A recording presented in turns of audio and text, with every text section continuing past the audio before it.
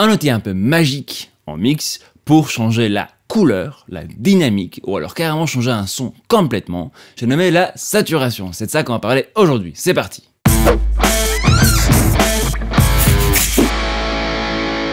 Bonjour et bienvenue à l'Académie du Gros Son. Moi c'est André, on est ici dans mon studio et aujourd'hui on va parler de saturation. Alors la saturation, c'est mon effet de mix préféré, enfin de prod ou de mix préféré. Parce que la saturation, c'est un effet qui déjà se décline presque à l'infini. Vous avez énormément de différents types de saturation qui ont chacun leur son, leur caractère bien spécifique. Et la saturation permet, en tout cas comme moi je l'utilise, me permet de faire tout un tas de choses, de remplacer une EQ pour shaper donc la couleur d'un son, changer le contenu fréquentiel d'un son, booster un peu les basses, enlever des choses, voilà. Ça me permet de remplacer ou d'agrémenter des compresseurs, donc changer la dynamique du son vraiment. Ça me permet également de complètement changer la nature d'un son, de rendre un son qui était un peu fat, et pas super intéressant, super original, et d'en faire quelque chose de tout à fait unique, qui n'a plus rien à voir avec les sons originaux. Ça me permet de faire toutes ces choses-là, et encore plus, d'une manière très subtile, ou d'une manière super violente. Donc c'est souvent un saturateur que je vais prendre pour aller faire ce que j'ai besoin de faire dans l'audio, parce que ça me permet de faire toutes ces choses-là de manière, moi je trouve en tout cas personnellement, très intuitive, très créative et très musicale. Donc voilà, avant d'attaquer plus loin dans la vidéo, pour ceux où c'est pas encore fait, ou alors c'est votre première fois chez nous, prenez juste 2 secondes pour vous abonner à l'Académie du Gros Son, comme ça vous ne loupez rien de ce qu'on sort, et nous ça nous booste énormément pour faire plus de contenu, pour sortir des vidéos, ça nous fait très plaisir, donc n'hésitez pas à vous abonner, clink clank boom. Et pour ceux où c'est pas encore fait aussi, nous avons un site web sur lequel vous pouvez aller, academiedugrosson.com/bonus. Sur cette page, vous pouvez vous abonner à notre mailing list, donc recevoir des mails à chaque fois qu'il y a une nouvelle vidéo ou autre chose qui sort de nous. Donc c'est souvent notre mailing list, enfin c'est notre mailing list qui va toujours recevoir ça en premier, et c'est là qu'on va partager le plus de choses cool.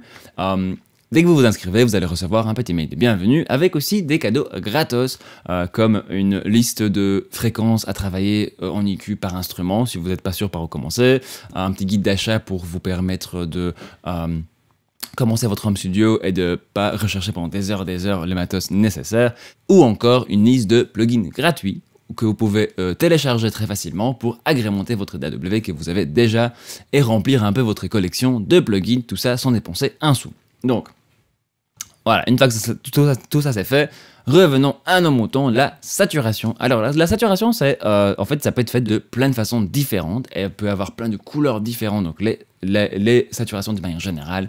Alors l'exemple le plus classique, c'est évidemment tout ce qui est saturation de guitare électrique, c'est ce qu'on connaît souvent le mieux. Donc hop, voilà, ici j'ai une petite session devant moi, je vous fais écouter vite fait la basse en solo. Voilà, donc si je sature ça avec ce qu'on appelle une overdrive, c'est-à-dire un saturateur assez simple, assez doux, mais guitaristique, donc quand même qui s'entend fort, ça ferait quelque chose comme ceci.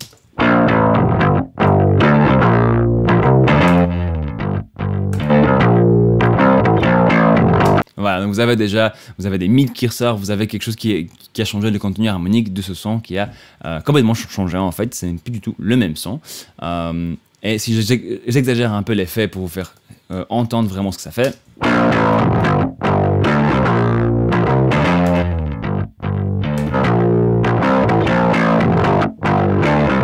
Voilà, donc ça c'est la saturation de base, une overdrive.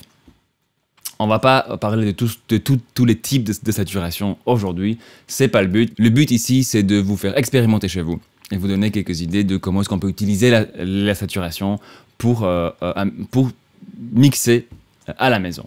Donc, attaquons tout de suite mes 2 petits exemples. Donc, je vais travailler aujourd'hui sur la basse et la batterie.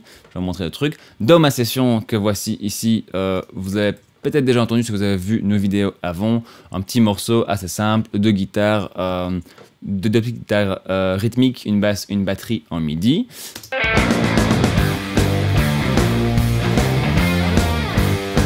Voilà, en solo ça fait ça, les guitares,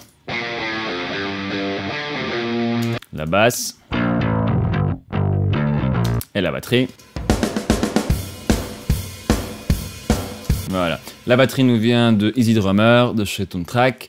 Et EasyDrummer, le principe, c'est que c'est des sons déjà un peu prémixés, voire carrément prémixés. Donc, c'est quelque chose qui sonne déjà pas mal du tout. Et je pense que dans l'ensemble, c'est assez cohérent. Mais, par exemple, ma basse, je trouve qu'aurait aurait pu être juste plus. C'est une basse sympa. Mais pas ultra intéressante, ça peut avoir encore plus de caractère hein, et être un peu plus gros, un peu plus méchant. Donc la saturation me permet de donc par exemple grossir un son comme je vais vous montrer maintenant et même le même saturateur mais utilisé un peu différemment me permettrait aussi de rendre un son plus petit, plus filtré, plus téléphonique par exemple. La saturation peut me permettre, que je vais vous montrer tout à l'heure avec la batterie, de ajouter un petit grain de vie, un peu agressivité, folie. Et le même saturateur utilisé différemment me permettrait de calmer un son, le rendre un peu plus doux, un peu plus soft, surtout si c'est des sons avec beaucoup de voilà. Saturateur, ça peut faire plein de choses différentes. Attaquons tout de suite sur cette basse. Donc ici, je la fais réécouter. Voilà. Je vais aller chercher mon saturateur ici, c'est c'est le VSM3 de chez Vertigo Sound, la version en plugin faite par Brainworks. Et c'est un saturateur assez intéressant. Donc on est assez loin du classique overdrive avec 3 boutons. Ici, comme vous voyez, c'est un peu plus complexe. Je vous explique vite fait, comme ça vous savez qu'est-ce que je touche et pourquoi. Donc nous avons notre niveau d'entrée, niveau de sortie. Ici au milieu, un petit mixeur entre le saturateur d'harmonique paire et le saturateur d'harmonique impair. Alors, c'est quoi les harmoniques paires impairs? Ça, c'est assez important quand même à savoir quand vous utilisez les saturateurs. Les harmoniques paires, c'est tout ce qui est multiple de la fréquence de base. Donc par exemple, si vous avez une note à 400 Hz, disons, sa première harmonique paire sera à 800 Hz, x 2. Sa première harmonique impaire sera x 3 à 1200 Hz. Voilà.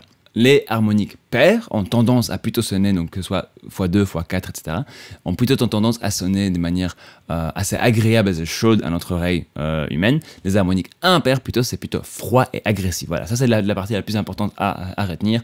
Les harmoniques paires, plus chaud, plus musical, plus agréable. Les harmoniques impaires, plus agressifs, plus froides. Donc je vais vous montrer tout de suite sur l'exemple de cette basse. Si j'enlève alors pour l'instant les harmoniques impaires complètement, et on va saturer tout le son, tout le contenu harmonique de cette track que en harmonique paire.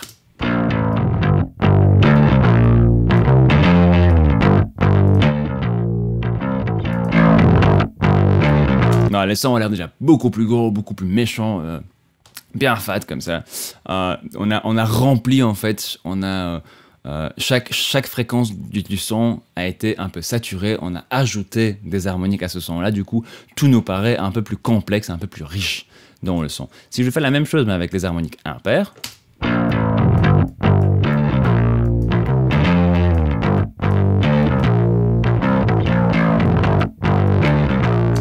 voilà, tout de suite c'est un peu plus...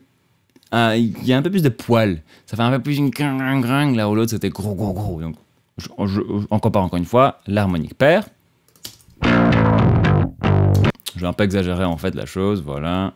Ça, c'est parti.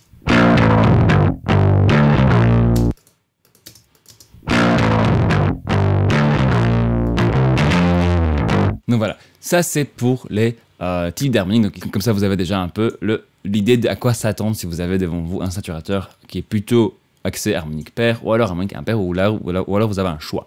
Donc sans plus attendre, attaquons tout de suite ce petit exemple sur cette basse. Ici, ce que je vais en faire, c'est un peu changer cette basse, utiliser ces saturateurs comme compresseur, EQ, etc. On va d'abord rajouter un peu, je vais enlever ce saturateur de troisième d'harmonique impair. Je vais commencer par celui-ci pour ajouter un peu de corps. Alors ici, je peux lui demander de ne travailler que sur une partie de mon spectre. Donc là, je vais demander de travailler sur les lows, sur les fréquences basses.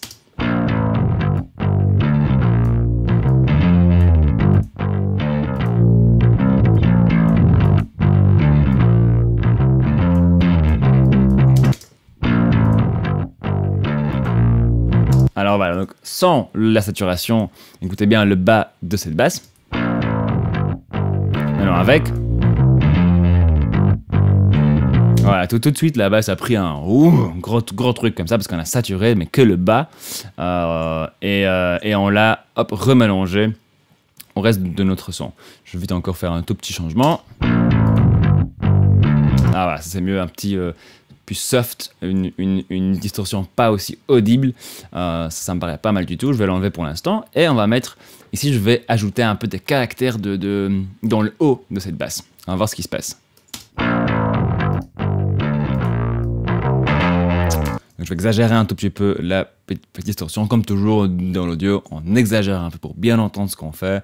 On cherche quelque chose d'un peu intéressant et puis on revient à quelque chose d'un peu plus doux.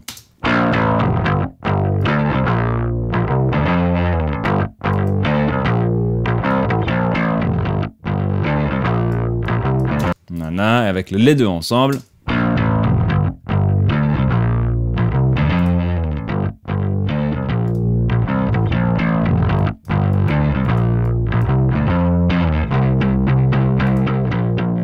Donc maintenant, hop, avec mon saturateur, ça fait ça.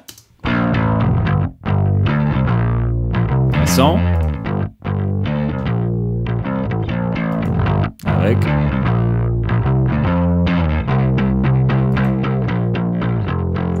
Voilà, donc ça vous donne un tout petit peu une idée. Ici, c'est pas fait de manière exagérée. Nous avons juste utilisé ce saturateur pour changer un peu la couleur, la façon dont cette basse travaille. Alors ça l'a pas seulement EQé, donc on n'a pas seulement changé un peu le contenu harmonique, le contenu fréquentiel, on a changé aussi le contenu harmonique, c'est-à-dire on a grossi, on a ajouté en fait des fréquences qui n'existaient pas à la base parce qu'on chacune des fréquences de cette basse qui était déjà là a été quelque part boostée par le fait d'y ajouter des harmoniques plus haut. Donc on dit à notre cerveau il y a plus de son, il y a plus de choses qui se passent. Réellement il y a plus de différentes fréquences dans le son. De plus vous saturez un son, de plus on s'approche du bruit. Voilà, c'est ça aussi qu'il faut éviter avec les saturateurs, c'est d'aller trop loin sur toutes les tracks et du coup avoir que du bruit dans tous les sens qui sonne super bien en solo, mais dans le contexte ça fait juste une grosse bouillie. Donc toujours le faire assez gentiment. Donc encore une fois sur cette basse, je vais un peu exagérer les mouvements.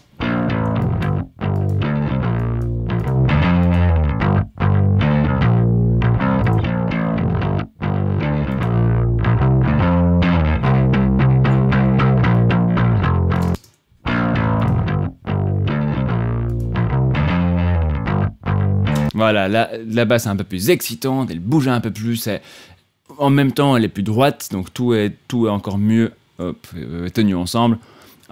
Chouette façon pour rapidement arriver à quelque chose qui est juste un peu plus là où on voulait que ce soit. Et après, pour des choses bien spécifiques, pour des fréquences qui sont embêtantes ou pour une note ou l'autre qui ressort un peu, là on peut attaquer avec une EQ plus spécifique ou alors un compresseur plus spécifique. Donc voilà, ça c'est pour l'utilisation de la saturation comme une manière, enfin comme une façon de changer le son et de le modeler vers ce que je veux entendre. Et maintenant on va attaquer un tout petit peu la batterie. Donc voici encore une fois la batterie à l'état brut pour l'instant.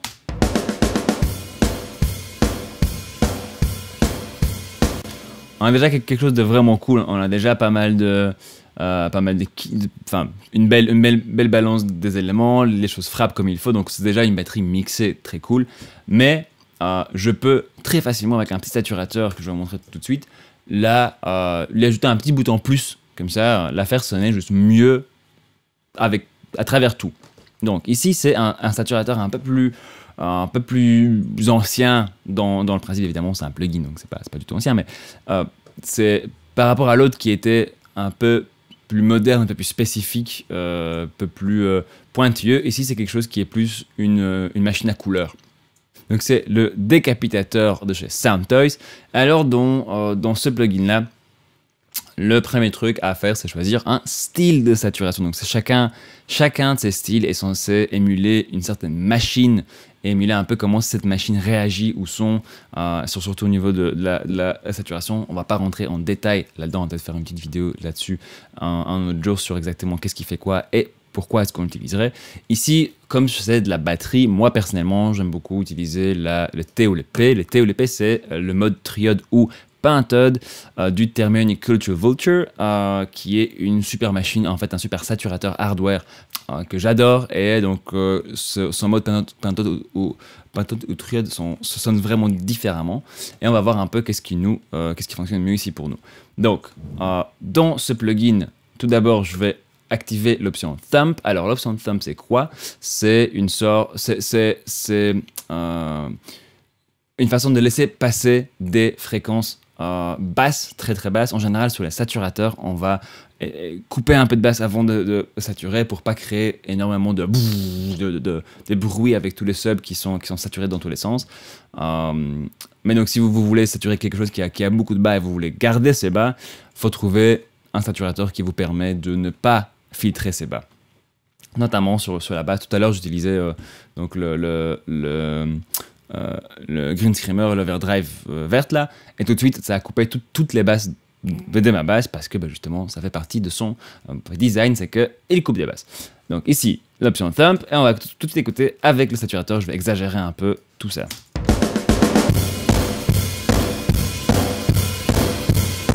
Voilà, là vous entendez déjà, ça fait grosse saturation sur chaque coup. Alors en fait, les coups vont tellement fort que le saturateur ne peut pas le laisser passer tel quel, il les coupe carrément. Ça fait ce son un peu à chaque attaque. Et même si c'était un peu moche comme ça, enfin là tout de suite, dans un mix, bon évidemment là j'ai exagéré le truc, mais dans un mix, c'est ça qui va permettre en fait à ces coups de sortir plus, d'avoir plus d'attitude, de caractère. C'est parce qu'au lieu d'avoir un très court, très agressif, enfin très pointu, nous avons quelque chose qui est plus long, qui fait un peu grrr, grrr, grrr. Donc à chaque coup de snare fait grrr, grrr, grrr. Au lieu de faire, si j'enlève,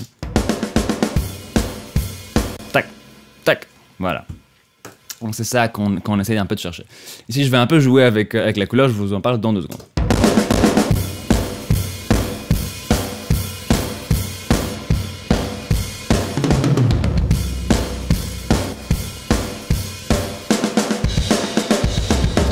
Voilà, pour cette batterie particulièrement, je préfère la triode. Ça donne un côté un tout petit peu plus touffu, un peu plus gros, assez intéressant, sans être aussi agressif. J'ai exagéré les drives, j'ai cherché un tout petit peu au niveau du tone, parce que je veux quelque chose de plus ou moins brillant, voilà. Et puis j'ai descendu un peu le drive pour avoir quelque chose de perceptible, mais pas non plus détruit. C'est pas le but ici, c'est juste d'ajouter un petit plus à cette batterie. Donc, maintenant que j'ai trouvé mon son, je vais doser le mix. Je ne veux pas en fait la distance en entier, je veux juste ajouter en parallèle un peu de distorsion dans cette batterie pour qu'elle soit, voilà, pour qu'elle ait un peu plus de caractère, un peu plus de punch de manière générale. Donc on va écouter ça par contre dans le contexte.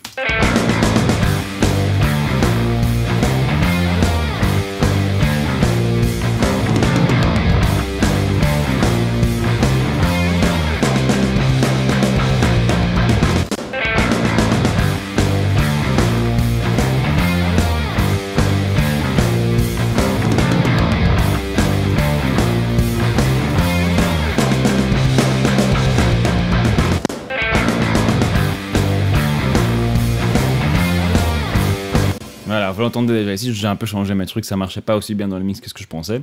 En fait, le son que j'avais, même mix à 100%, c'était pas mal du tout, mais je voulais un truc un poil moins comme ça, que ce que j'avais fait au départ. Donc on avait enlevé le high cut, c'est-à-dire le passe-bas, enfin, le coupeau, voilà. Et j'ai un peu changé le tone. Donc ici, j'ai quelque chose avec quand même le mix très haut, donc on n'ajoute pas cette sature un tout petit peu dans le truc, elle est fort là, quand même. Mais il n'est pas méga puissant. Donc si on réécoute la batterie en solo.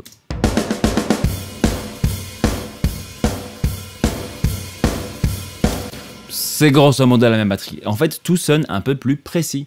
C'est comme s'il y avait un tout petit peu moins de dans ce son et tout est un peu plus caractériel. Donc dans l'ensemble, encore une fois.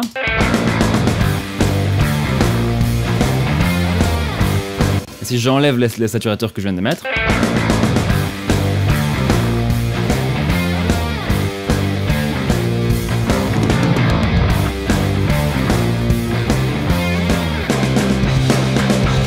voilà.